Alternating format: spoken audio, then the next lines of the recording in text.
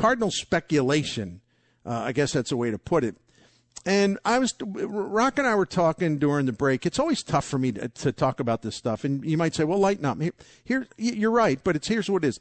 Because you want to talk about things as if they're a realistic possibility. Like you want to talk about things and you want to present it to the great sports fans as something that it actually could happen, rather than sort of engaging in fantasy and just knowing deep down inside the chances of it happening probably are slim and none. And I'm still with that. I'm still in that camp when it comes to Max Scherzer, for example.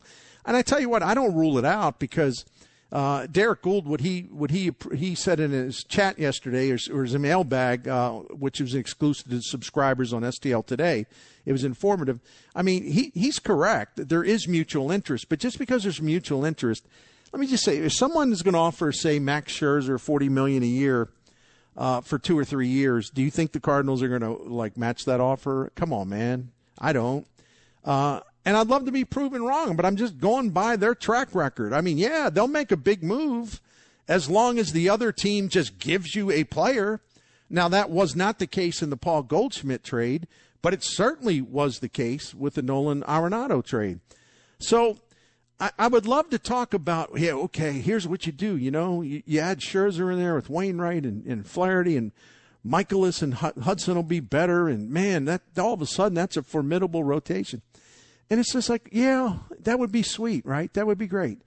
Except, they're looking at the Steven Matzes of the world. They're like crossing their fingers on, that Alex Cobb will sign with them or something.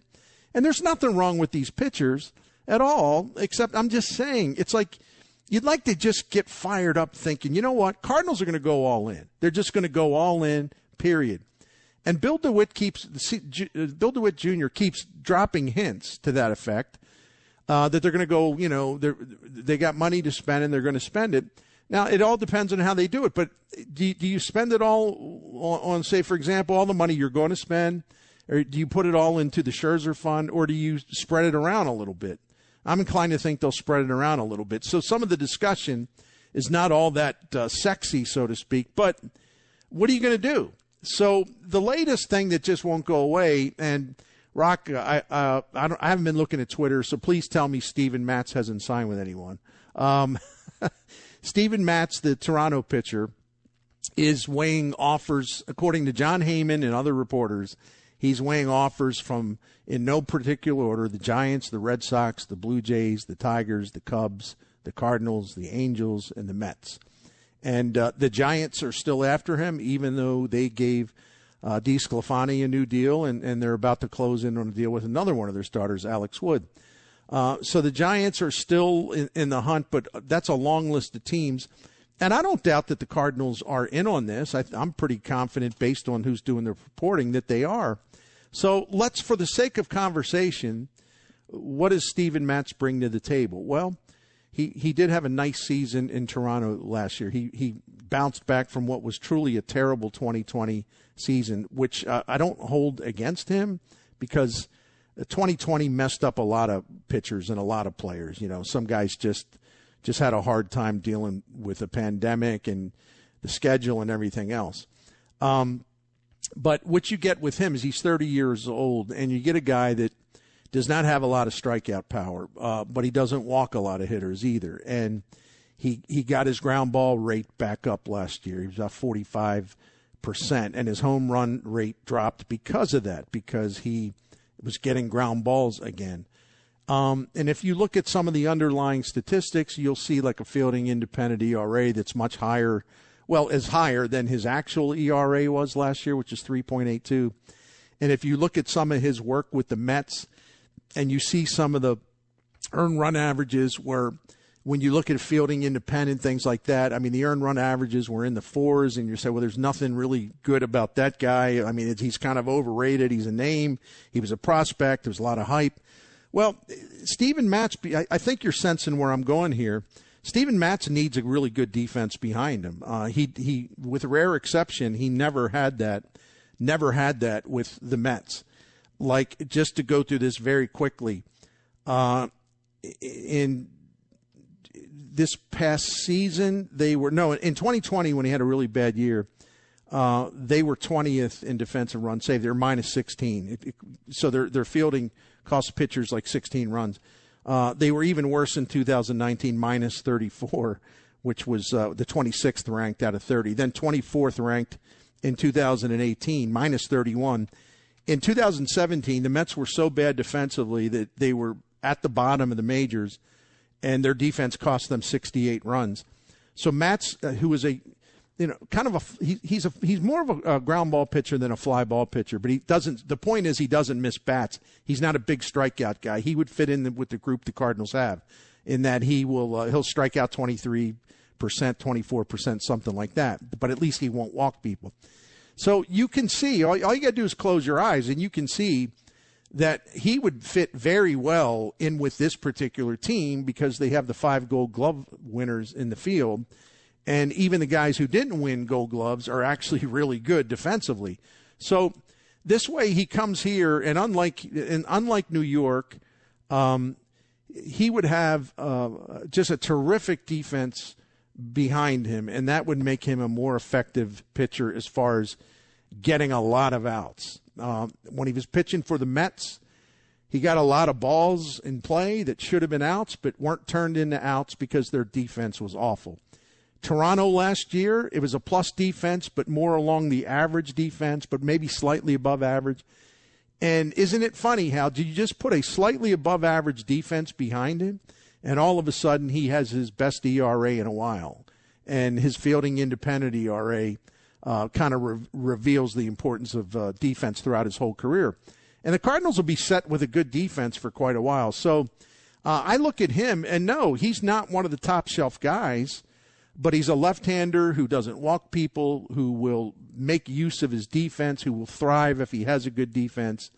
As long as he can make sure that he is keeping the ball on the ground and not getting it in the air like he did in 2020 when he had just a horrific home run rate because he couldn't get the ball down when he was pitching. They hit 14 home runs against him, believe it or not, in 30 innings. That guy doesn't exist in St. Louis because, number one, he found his whatever you want to call it, his mechanics and straightened it out. And he kept the ball down last year, but also fly balls don't travel all that well in Busch Stadium. So it actually suits him in two really, really outstanding ways because the defense will get to those ground balls, unlike the other places he's pitched. And even if he does leave a ball up, the fly balls, at least in home games, won't carry all that much. So, he's like the second tier. He would be the second tier. The Jays didn't even make him a qualifying offer, $18.4 million, but they're trying to now sign him to a multi-year deal. I would think he'd want to pitch maybe on this side of the border, and I would think he'd want to pitch for a team that's certainly got a really good chance to be back in the postseason, and a team that has the defense and the home ballpark that suits his pitching style. So I like the idea of Matz, and he hasn't any serious injury issues for several years. He's not Steve Carlton, but he's a guy that fits who the Cardinals are and fits the venue in which they play half their games. So I'll leave it at that. I mean, there's Alex Cobb, and I'm sure the Cardinals are probably kicking the tires on some of these other like kind of mid-level pitchers. And don't get me for thinking like, well, you're settling for that. I'm not in charge of the money. I mean, Bill DeWitt and John Mozeliak are going to spend whatever they want. I would love to see Scherzer, but if you're talking about something more realistic, is Marcus Stroman more realistic than Scherzer? And we can talk about him too, except not right now. He's another guy who's just a tremendous fit for who the Cardinals are right now with their defense and their ballpark. And the guy just eats innings, and the guy doesn't walk people, and he's a tremendous athlete, fields his position exceptionally well. He's durable. It's ground ball after ground ball after ground ball, and he's a guy used to big games. I mean, Marcus Stroman checks a lot of boxes too, but he's going to get a lot of money. He won't get as much as, say, his annual average value as a Scherzer will on a short-term deal, but Stroman's probably going to get a really good, outstanding long-term contract. So do the Cardinals have the stomach for that? I don't know. I'm not them. I don't know. You going by history, though, when they've tried this, it hasn't worked out all that great. Mike Leake be an example, although certainly Marcus Stroman's a better pitcher than Mike Leake was at the time that they gave him 5 years, $80 million, and pretty much had to throw about one-third of that away, maybe a little more when they traded him to Seattle because he just wasn't a fit here because for whatever reason it just was it was oil and water. I don't know why. It was a weird. He liked him. Some of the other players didn't like him, and it was just strange. I guess sometimes you have to look at who's managing your team and sort of the culture to figure out whether it's a good fit or not. I tell you what, I'm going to take a break. Rock, did you have anything to add? And I'm serious. Please do if you did. Honestly, it's nice to talk about the idea of bringing in pitchers who play better with good defense and pitch to contact and keep the ball down. It's good to actually be having those conversations about the Cardinals with an actually competent defense on the field, because for years it felt like we kept having that conversation because it felt like what the Cardinals preached despite not having the defense. So actually being able to put that plan into place, that would be something I'm excited about. So either Stroman or Matz. Those are obviously the two big names right now. And Stroman would be a lot more expensive than Matz, but still. But it's still worth talking about both of them. But I wanted to put the emphasis on Matz because he's more in the news in terms of the timing. He wants to actually sign or agree to something before Thanksgiving, which is, I don't know, day and a half from now. So I wanted to put him on the table and kind of look at his resume. And then whatever he decides to do, if he decides to go elsewhere, then we can maybe turn our attention to some other well, we will turn our attention to other pitchers. But anyway, go ahead. I didn't mean to interrupt. Go ahead. I'm sorry. It's just the idea of talking about that again as bringing in a pitcher that can work with the defense. It's a good thing to talk about again, and I think it just completely changes how you view the Cardinal team. Because again, for years it was kind of a hollow statement, but now it's actually tangible, and that's how this team can be a winning team again in 2022.